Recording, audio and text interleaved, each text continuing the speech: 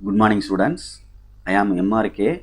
Today class 11th standard max chapter 1 sets relation function பார்த்துக்கிட்டு இருக்கோம். exercise 1.4 5 mark only பார்த்துக்கிட்டு இருக்கேன். 7th sum y equal to modulus x அப்படின்ற ஒரு graph கொடுத்துருக்கு.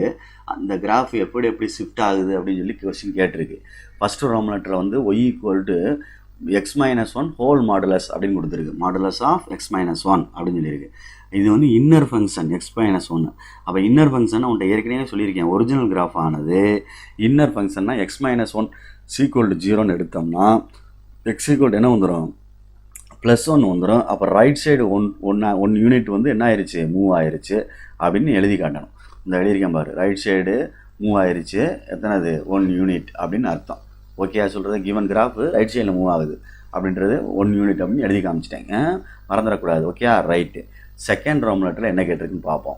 செகண்ட் ரோம் லெட்டரில் என்ன கேட்டிருக்கு, அப்போ y equal to xன்றது கிராஃபு, அதை மிடில் போட்டுட்டேன். அதுக்கு அடுத்து இன்னர் ஃபங்க்ஷனில் என்ன சொல்லியிருக்கு, x + 1 equal to 0ன்னு சொல்லியிருக்கனால x equal to கொண்டு வந்தோம்னா என்ன ஒன்று வந்துடும், -1 அப்படின்னு கிடைக்கும். அப்போ -1ன்னு கிடைக்கிறனால லெஃப்ட் சைடு மூவ் ஆகும் இந்த படம். இதுதான் அது y equal to x + 1 அப்படின்னு அர்த்தம். x + 1 மாடலஸ்ன்றது இந்த படம். நெக்ஸ்ட்டு அவுட்டர் ஃபங்க்ஷனில் -1 இருக்கனால இது -1 அப்படின்றது அவுட்டர் ஃபங்க்ஷனில் இருக்குது. x + 1 -1 இருக்குது. +1னா மூவ் அப்வேர்டு, இது என்னது டவுன்வேர்டில் மூவ் ஆகும்.